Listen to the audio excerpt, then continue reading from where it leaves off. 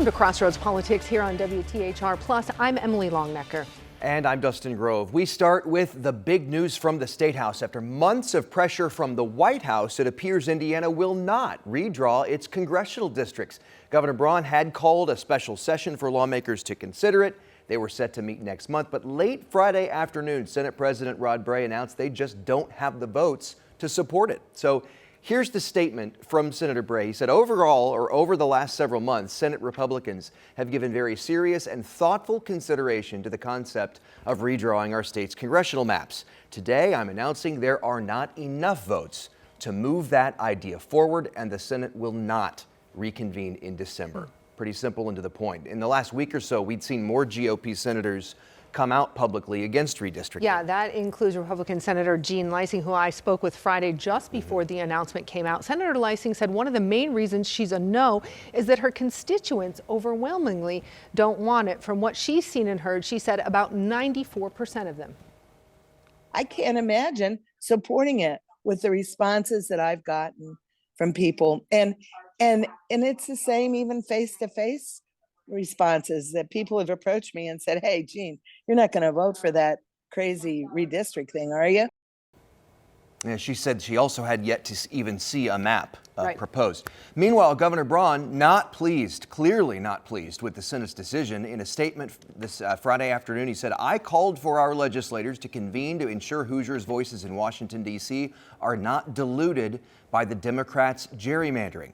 Our state senators need to do the right thing and show up to vote for fair maps. Hoosiers deserve to know where their elected officials stand on important issues. That statement again coming from Governor Braun Friday afternoon. This follows a lot of nationwide money poured into Indiana just this past week, with texts and TV ads pressuring people to call their senator and urge them to vote yes. Yeah, and some of those texts, Senator Leising saying today on Friday that they were about her, saying that she had betrayed President Trump, is what she told me. Some of the texts said, and she was concerned. She said her grandchildren received some of those texts, so she didn't like that very much, but still sticking with her decision.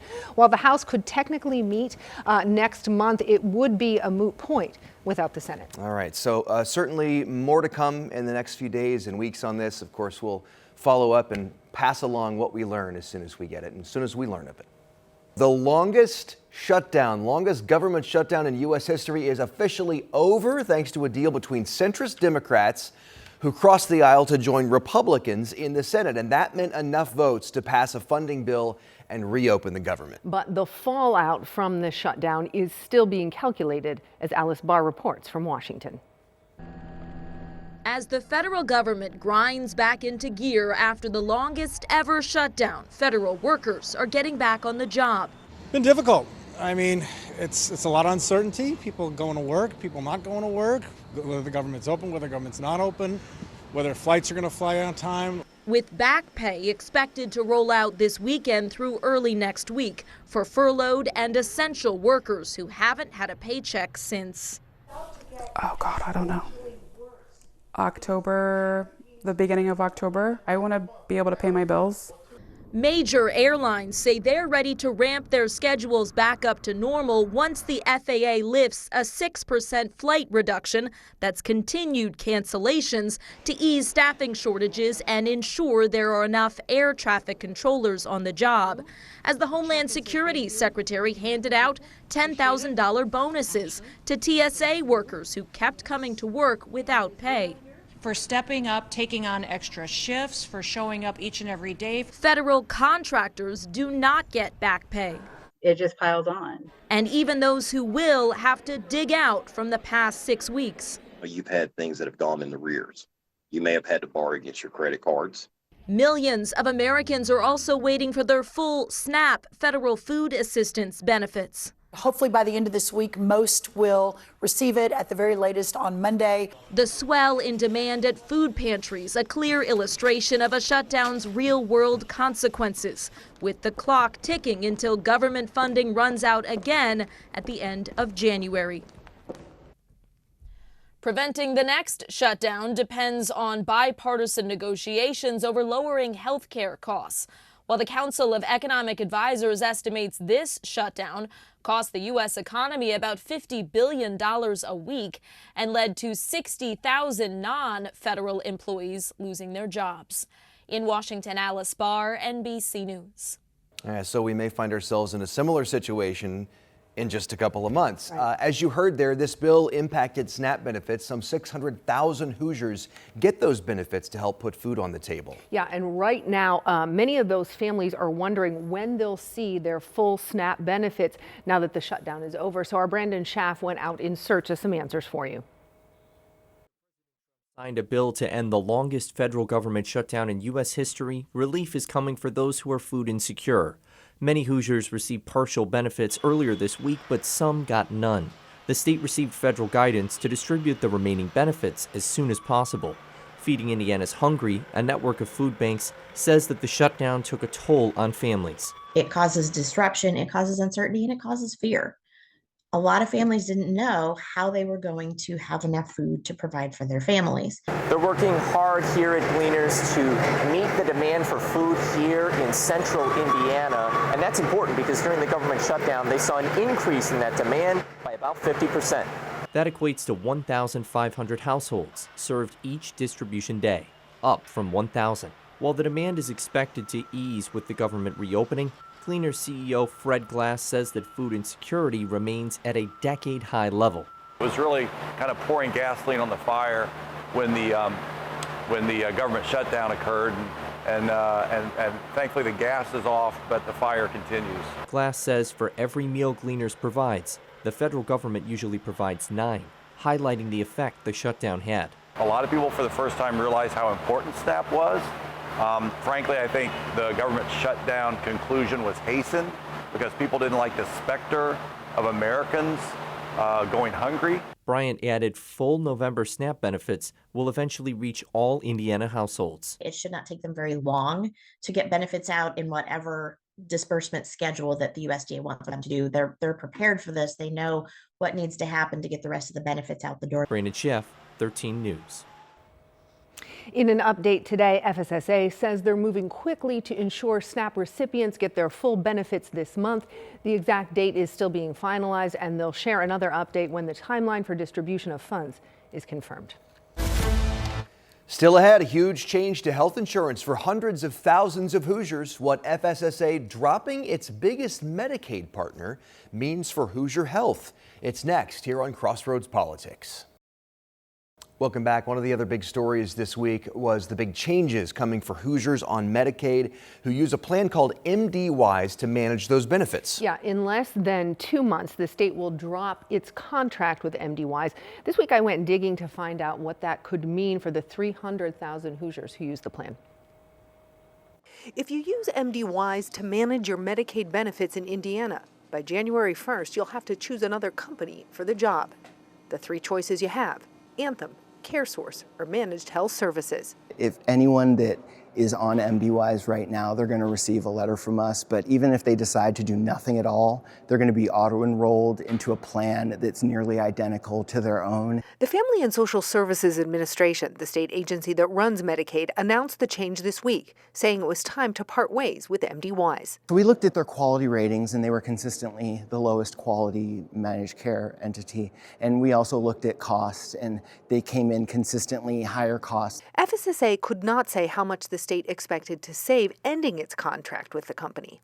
The decision to cut the plan comes as the Braun administration has sought ways to curb the growing cost of Medicaid programs to the state. MDWise says they've provided services to Indiana for over 30 years and pushed back on FSSA's allegations about the quality of their care and its cost. In all of our asks to FSSA, we have yet to see anything that substantiates low quality, high cost. They haven't given us any data, provided us any expanded information. MDWise says a January 1st cutoff doesn't give plan members enough time, especially if their doctors are not part of one of the other remaining plans. As our members move, they might have to choose another provider, or in order for the next MCE to get that provider into their network, they're going to have to go through a credentialing process. And that process it does take time for those changes and switches to occur. FSSA said they don't expect that to be a problem for providers who might consider joining other plans. I'm sure right now they're evaluating based off of the information that we're announcing now, whether or not they want to be members of other plans. MD Wise has asked the courts to step in and review their contract with the state. And MD Wise has also asked the federal government to look at FSSA's decision and give their members and employees more time for the transition to happen. FSSA is also making some recommendations when it comes to applied behavior analysis, better known as ABA therapy for kids with autism. Yeah, the cost of the treatment has exploded for the state's Medicaid program, and the governor ordered the agency to get the costs under control. They have now released their recommendations. Those include aligning ABA therapy utilization with clinical evidence involving caregivers and setting a flexible service limit per child. The agency also wants to ensure ABA care is high quality with things like accreditation and putting a moratorium on new sites. They also want to set sustainable rates for the service with modifiers for things like group therapy. FSSA wants to strengthen management and oversight with a dedicated office in that agency just for this service alone. And finally, they want to make sure the private insurance industry is supporting ABA therapy with better rates and cooperation with schools. And critics say the end of the government shutdown could also end a growing industry in Indiana. Yeah, we're going to tell you how the fight over hemp found its way into the congressional deal to end the showdown and why the industry says it could wipe them out. It's next on Crossroads Politics.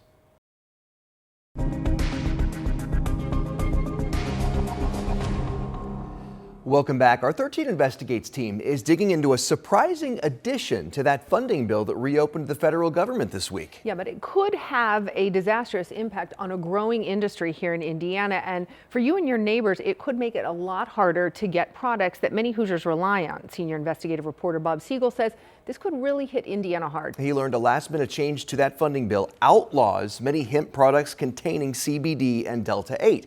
And at the same time, thousands of jobs across this state are now at risk. From farms to laboratories to store shelves, hemp products are a big business in Indiana. These gummies, vapes, drinks, and other products contain relatively small amounts of THC, but some of them can still give you the same type of high as marijuana.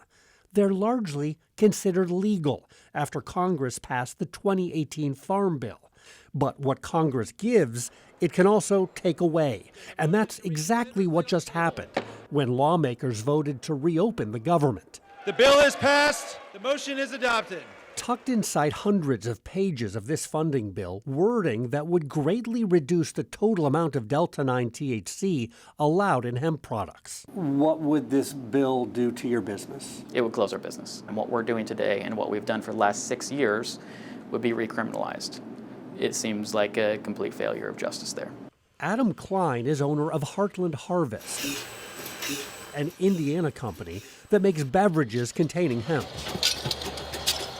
Our products are found in grocery stores, in restaurants, at liquor stores. Adam has spent 6 years and more than $6 million to farm and produce his hemp products in northern Indiana. He currently has 18 workers with plans to triple that next year. All of that is now in jeopardy based on new language inserted into the government spending bill just a few hours before senators voted on it. It feels like a failure of democracy is what it feels like. This bill was about restarting the government, but the way that this was done without industry feedback was pretty disheartening. And this is a huge setback for just cannabis reform efforts in general. Justin Swanson is president of the Midwest Hemp Council. He says the farming, production, and sale of hemp products now accounts for approximately 350,000 jobs across the nation. Jobs that could soon disappear. It sounds dramatic, but at the end of the day, this language that's in the bill is going to wipe out every single one of those employees and all of that in the entire marketplace. The language is so broad, it criminalizes the act of even processing hemp into oil. Supporters of the new law say limiting the amount of THC in hemp products is necessary because the 2018 Farm Bill created a loophole allowing highly intoxicating products to be sold with little regulation. And the industry's been very clear. We're at the table. We want regulations. We just need someone to work with. The Midwest Hemp Council has been trying to get more regulations passed at the Indiana State House, but year after year, state lawmakers have failed to act. Now, the people who produce, sell, and use these products have an even bigger challenge: new limits on hemp that could kill the entire industry. We've got work ahead of us. Obviously, we're not giving up, but it did put us on our heels as, you know, we've got employees and their families who rely on this business existing. That was Bob Siegel reporting. Yeah, the new hemp regulations do not go into effect for 1 year. That gives producers and consumers a chance to try to convince Congress to change its mind. We'll be keeping an eye on what happens. Yeah, for sure. And that does it for us for this week's episode of Crossroads Politics. I'm Dustin Grove. And I'm Emily Longnecker. For Brandon Schaff, Bob Siegel, and all of us at 13 News, thanks for watching. We hope to see you next time.